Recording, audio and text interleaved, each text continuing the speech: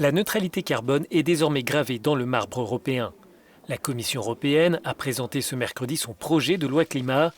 L'institution veut atteindre cet objectif à l'horizon 2050. À cette occasion, la présidente de la Commission a invité l'icône internationale de la lutte contre le changement climatique, Greta Thunberg. Mais l'adolescente n'est pas encore convaincue.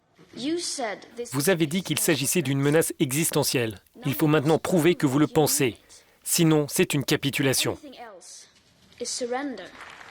À travers cette loi climat, l'Union veut devenir le premier continent neutre en carbone.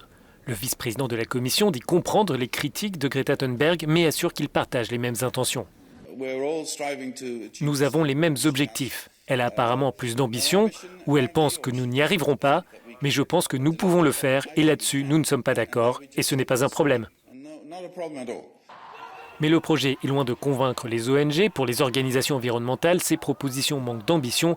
Elles regrettent l'absence d'objectifs de réduction d'émissions à court terme.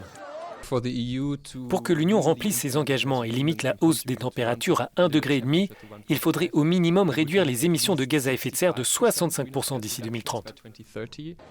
L'effort passera principalement par une réduction des émissions de CO2. Toutes les politiques à venir devront aussi être analysées sous le prisme de cet effort climatique. Ce projet représente le cœur de l'action environnementale de l'Union. La neutralité climatique en 2050, c'est exactement l'objectif de l'accord de Paris. On met en quelque sorte dans notre loi européenne ce que nous avons signé à Paris en 2015. Le texte doit maintenant être adopté par le Parlement européen et le Conseil, l'institution qui représente les États membres. La crédibilité internationale de l'Union dépendra en partie de ces négociations.